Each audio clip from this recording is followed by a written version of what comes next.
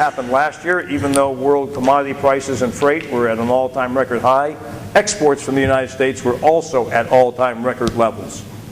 This year, financial crisis, and they dropped substantially. Ending stocks down at the end of this year. Stocks to use ratio, 9%, as we just saw on that earlier chart. Looking over historical, there's where we sit. What would your comfort level be as a world buyer, knowing that we are sitting here on stocks to use ratio rather than somewhere back up in here? So what do you think? What do you think the price action will be at this level of comfort or discomfort versus these higher levels? Sorghum acres, we've been losing sorghum acres and wheat acres. This is just, again, what are we growing in the United States as far as feed grains are concerned? Mostly corn. We're not growing much oats, barley. Sorghum has been losing, again, this battle for acres, where corn and soybeans have been winning that battle, taking over land from other crops. Ethanol industry. Ethanol, yes, we have a bunch of ethanol plants. Ethanol plants now, 96 plants with expansion to 20 more, either expansion or new growth. Ethanol, we are now producing, or we have a capacity to produce about 12.6 billion gallons, with another 1.8 billion gallon capacity being constructed. Now, having said that, it's also true that in this financial crisis, about somewhere between 20, depending on what report you want to read, but somewhere between 20 and 25% of that capacity has been idle due to lack of profitability. So last year when we asked the question, who will win the battle, food versus fuel? Well, we answered that question. Food. Food wins every time. Corn prices got high enough that ethanol couldn't afford to buy it. And when that happened, ethanol profitability went into the negative. And when that happened, plants started to shut down, organizations started to go bankrupt. And it could happen again. So, ethanol at the moment, we have exports of U.S. corn about 16%. We have ethanol this last year, about 24% of our ethanol of our corn production. Next year, going to probably something close to 34% of corn production going into ethanol capacity. The new fuel bill that people talk about, and let me go to this slide, the new energy bill in the United States, and this is talked a lot by people all over the world. What's going to happen? What is the U.S. policy towards renewable fuels? Well, you can read it here. It says the current renewable fuel standard will increase, calls for 9 billion gallons, 34 billion liter equivalent of renewable fuel by 2012. The mandate requires, requires 15 billion gallons, or almost 57 billion liters by 2015, and then increases. To look at that on a chart form, the blue being in gallons, the darker red color, maroon color being in liters. This is what the U.S. energy policy is as far as ethanol is concerned.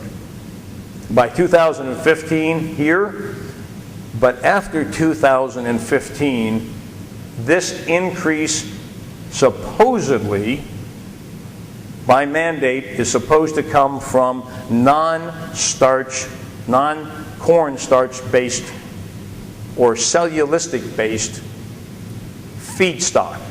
So all that, after we reach the 2015 mandate, all increases from that point forward are to come from cellulosic sources. So that's what the government is saying. What is that likely to be? Well, supposedly you've heard the word switchgrass. It isn't going to be switchgrass. It will probably be wood pulp. It looks like it has the most promising. It is the most promising, followed by corn stock, wheat, corn stover, wheat stock, the plant rather than the fruit of the plant. So cellulosic ethanol is what is supposed to be in our future. The only problem with that is cellulosic ethanol has been a little bit like the Russian 5-year plan. Every time we say how far off is the profitability and the economic viability of cellulosic ethanol, everybody says it's 5 years off. 3 years ago they said it was 5 years off, 4 years ago, 1 year ago. This year it's 5 years off. So most sources say it's probably somewhere close to 10 years off at the moment. We'll have to see when we reach 2015 if we can really meet that mandate. I doubt very much that we can. So we'll have to see what the U.S. government does to adjust their policies.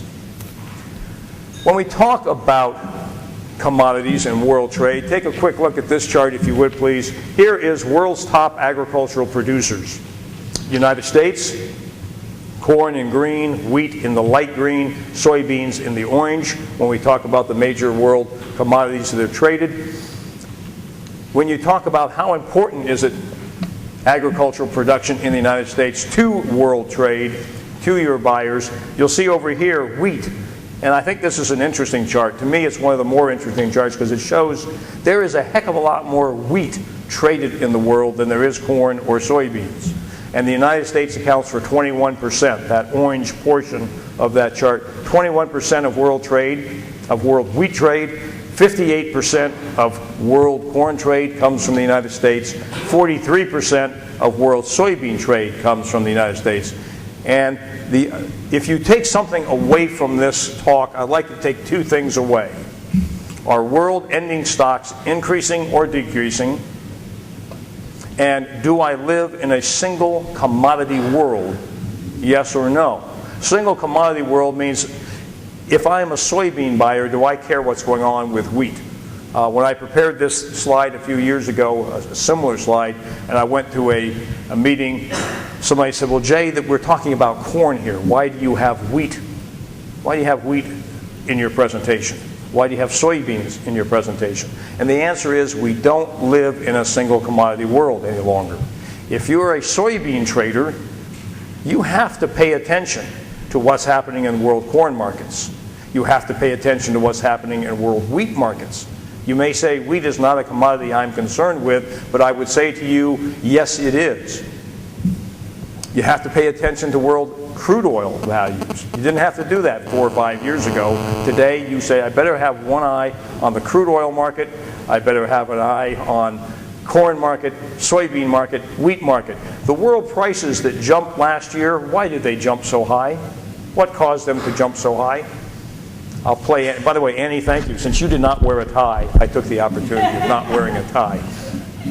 Why did commodity prices jump last year? Anybody have one idea? Oil and what? Shipping costs. Well, shipping costs a little bit, but yes, oil had a play. Usually a lot of people will jump and say ethanol. Ethanol ate too much of the darn corn. No. But no one in the room yelled out the reason world commodity prices jumped last year.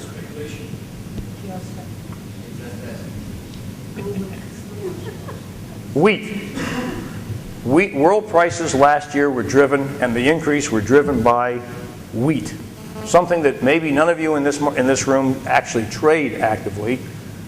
That's what caused world prices to go up. How can I say that? World commodity prices jumped last year because there was a drought in Australia.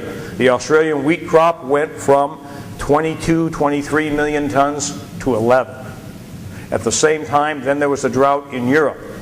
Europe became an importer of grain instead of an exporter of grains due to a wheat and feed grain shortage due to a drought. Australia first, Europe second, a reduced wheat crop in the United States, a reduced wheat crop in Canada, and we were off to the races. Europe started to import. Other countries who used to purchase wheat from Europe had to look elsewhere. Europe became an importer. Feed wheat was not available. That affected world and U.S. feed grain values. And soybeans went along for the ride.